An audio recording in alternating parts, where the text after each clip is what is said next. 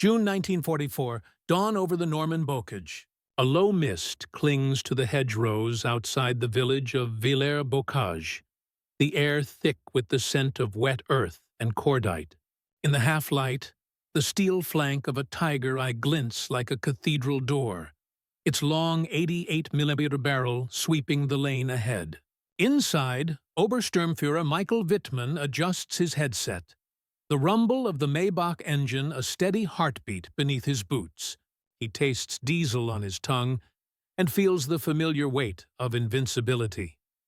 This moment, frozen between the creak of tracks and the distant thud of artillery, marks the collision of myth and mathematics. For 2 years, the Tiger had reigned as the Wehrmacht's apex predator. 56 tons of sloped Krupp steel, a gun that could kill at 2 kilometers, a silhouette that froze Allied crews in their turrets. German propaganda reels had proclaimed it unbrechbar, unbreakable. Panzer aces spoke of Shermans as Tommy Cooker's 5-minute funerals on tracks. Yet on this morning, a single British innovation waited in the mist. The Sherman Firefly, its 17-pounder hidden beneath a false muzzle brake, capable of punching through 140 mm of armor at 1,000 yards.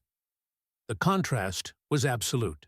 German tankers trained on the vast plains of Poland and Russia expected open killing grounds where range and optics decided fate. They carried ration tins of ersatz coffee and hard bread. Each crewman allotted 150 grams of meat per day when supplies reached the front. Their maps showed the Tiger's frontal plate as a cliff no Allied round could scale. Across the lane, Firefly Commander Sergeant Bert Lockwood sipped real tea from a tin mug, the brew sweetened with condensed milk flown in from Liverpool. His loader hummed a Glenn Miller tune under his breath. The Firefly's ammunition rack held 20 sabot rounds, tungsten-cored darts that turned physics against the Tiger's legend. The evidence arrived in fragments of steel and flesh. On 13th of June, Wittmann's company ambushed the 7th Armored Division near Point 213, destroying 25 tanks in 15 minutes. British war diaries recorded the shock. Tigers engaged at 1-200 yards. Our 75 mm rounds sparked harmlessly. Yet, within 48 hours, the Fireflies answered. At Langevre, on 14th June, Trooper Joe Ekins, a 20-year-old from Northamptonshire, sighted Wittmann's Tiger through his telescopic sight. Range 1,100 yards. Wind negligible. The sabot left the barrel at 2,900 feet per second, struck the Tiger's turret ring, and detonated the ammunition below. Wittmann and his crew never knew what killed them. Post-battle metallurgical reports confirmed the penetration.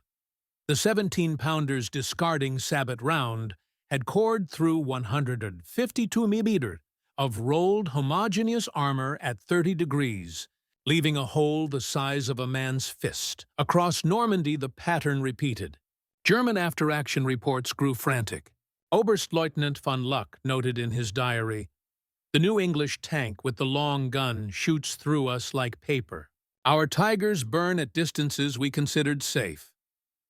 By August, the 12th SS Panzer Division recorded 38 Tigers lost to Firefly engagements, each kill accompanied by the same stunned notation: shot through front turret at 1,000 meters. The Wehrmacht's own ballistics tables, captured at Falaise, showed the 88P Kemi-T Ki-36 outperformed the 17-pounder in muzzle velocity, yet lost the armor race at every practical range beyond 800 meters. The mathematics were merciless. The transformation unfolded in the minds of survivors. Lieutenant Richard von Rosen, captured near Caumont, stared at a captured Firefly and whispered to his interrogator, "We were told nothing could touch us. Now I see your factories build not just tanks, but belief." In prisoner of war cages, German crews traded stories of American cigarettes, real tobacco, not the sawdust blends of home, and tinned peaches that tasted of summer. A recurring object threaded through these tales: the Hershey bar. American tankers tossed the chocolate to French children and, in moments of battlefield truce, to German wounded. To the Panzer crews, the foil-wrapped bar became a symbol of a world that produced surplus even under fire. One sergeant wrote home, "They fight with machines we cannot match and feed their men like kings. What chance has duty against plenty?" The Hershey bar appeared again in September, when SS Hauptsturmführer Helmut Becker surrendered his King Tiger outside Arnhem. A GI pressed the chocolate into Becker's hand. The wrapper's silver caught the sun like a signal mirror. Becker later testified at Nuremberg, "In that moment, I understood the war was lost, not on the battlefield, but in the factories and fields we could never equal." One small sweetness outweighed 1,000 slogans. Years later, veterans on both sides remembered the sound of the sabot round, a flat, vicious crack, distinct from the deeper boom of the .88. It became the auditory signature of overturned certainty. In the silence after battle, the Norman orchards filled with the smell of burnt cocoa from ruptured ration boxes, mingling with diesel and blood. The scent drifted across shell craters, where tigers lay gutted, their myth pierced at a mile. Freedom, it turned out, was not merely an idea debated in beer halls or proclaimed from podiums. It was measured in tungsten cores and condensed milk, in the ability to arm a medium tank to kill a heavy one and still have chocolate left for children. The Firefly did not win the war alone, but it taught a generation of German soldiers that abundance could be weaponized, that democracy's production lines outran autocracy's will.